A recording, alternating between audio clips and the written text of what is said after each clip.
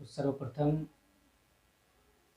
जिला जोहार का बहुत बहुत धन्यवाद कि जिन्होंने इस तरह की कुप्रथा चपोता समुदाय में अब तक बाल विवाह की जो कुप्रथा है, इस तरह की कुप्रथा को अपने चैनल के माध्यम से दिखाने का जो काम किया है, इसके लिए बहुत बहुत धन्यवाद जिला जोहार की पूरी टीम को।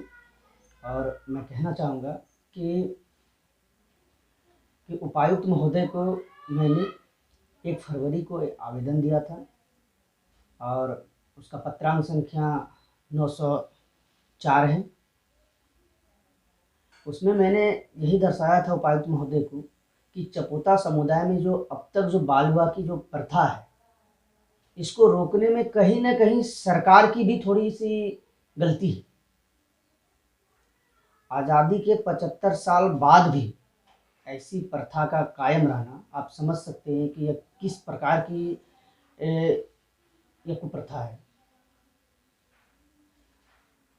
और जिला जोहार के माध्यम से मैं सभी दर्शकों को भी कहना चाहता हूँ कि आज हम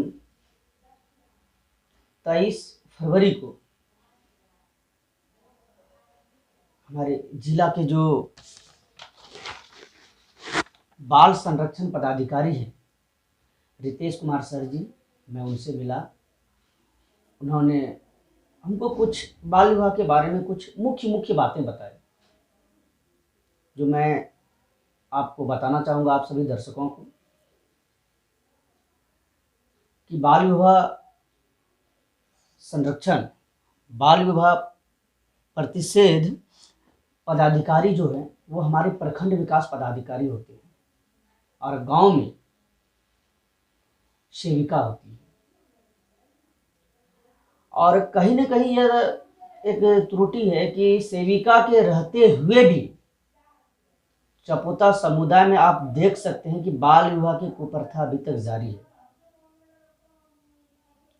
मैं इसका आवाज इसलिए उठाना चाहता हूं क्योंकि मैं इस समुदाय से आता हूं। मैं बाल विवाह की कुप्रथा से पीड़ित हूं और मैं समाज में देखता हूं कि किस तरह से हमारी प्रथा, हमारी जाति में, इस चपोता समुदाय में शिक्षा की दर हो या फिर अर्थव्यवस्था की दर हो, दोनों की ग्राफ काफी नीचे है। और अगर बदलाव की जो जरूरत है ना, तो सर्वप्रथम बाल विवाह को अगर रोकती है तो बदलाव अपने आप देखने को हम लोगों को मिलेंगे। और मानवता के आधार पर जिस तरह से मैं फिर से कह रहा हूं कि जिला जोहार ने जिस तरह से प्रथम बार इस तरह की कुप्रथाओं को उजागर करने का प्रयास किया, यह वाकई काबिले तारीफ है। और मैं बता देना चाहता हूं कि रितेश सर जी के द्वारा 1098 चाइल्ड हेल्पलाइन नंबर है, 1098, इसके माध्यम से भी आप अपने समाज में हो रहे बाल विवाह को रोकने का काम कर सकते हैं।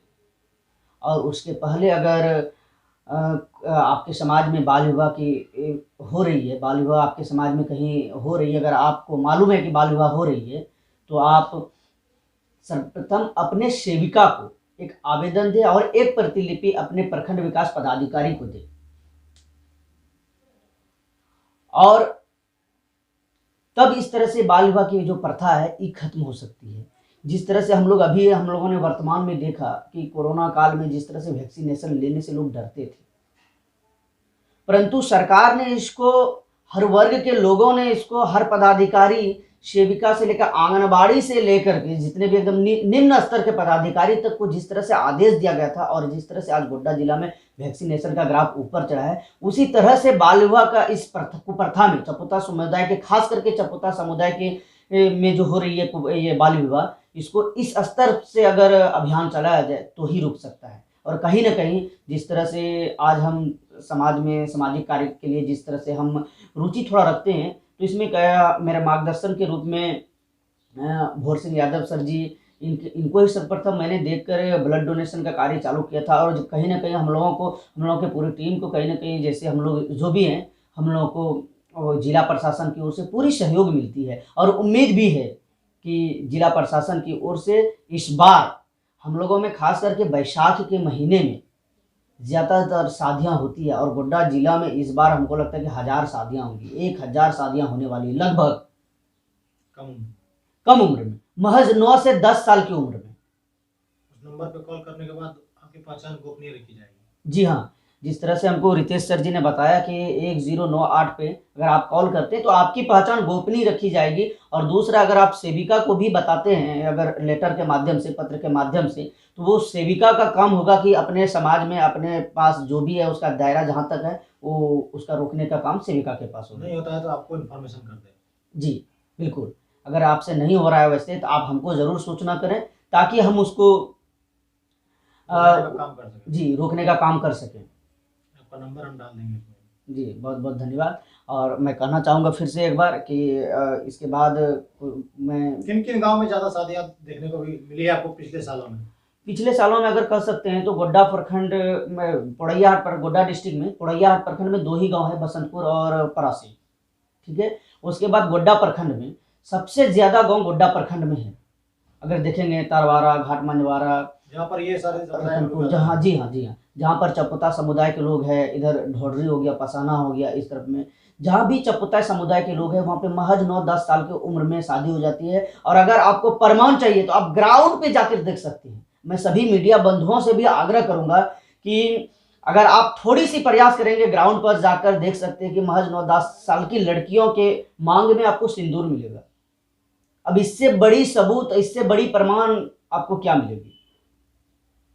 कितना जुर्माना लगता है अगर पकड़े जाने पे?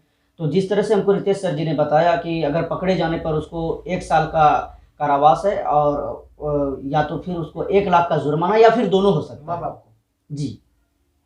और इसके साथ साथ ये भी बताया कि बाल विवाह की शादी में अगर कोई वहाँ पे पंडित है, अगर कोई ठाकुर है, अगर कोई वहाँ पे बाराती है, अगर आप कोई देखते भी हैं, कहने का मतलब उसमें जो जो टेंट जो वाला सम्मिलित है उसमें, जो इस बाल विवाह में सम्मिलित है, सब पे कार्रवाई की जाएगी। और मेरा आग्रह भी है सभी से कि आप लोग अपने समाज में उच्च स्तर पर इसको चलाएं, ताकि चपोता समुदाय के लोग इस कुप्रथा से बाहर निकले, और शिक्षा और स्वास्थ्य और इसके साथ साथ आर्थिक स्थिति में भी अपना कदम मजबूती से अपना कदम आगे बढ़ाने की कोशिश करें। अगर बाल विवाह रुकती है तो ऐसा हो सकता है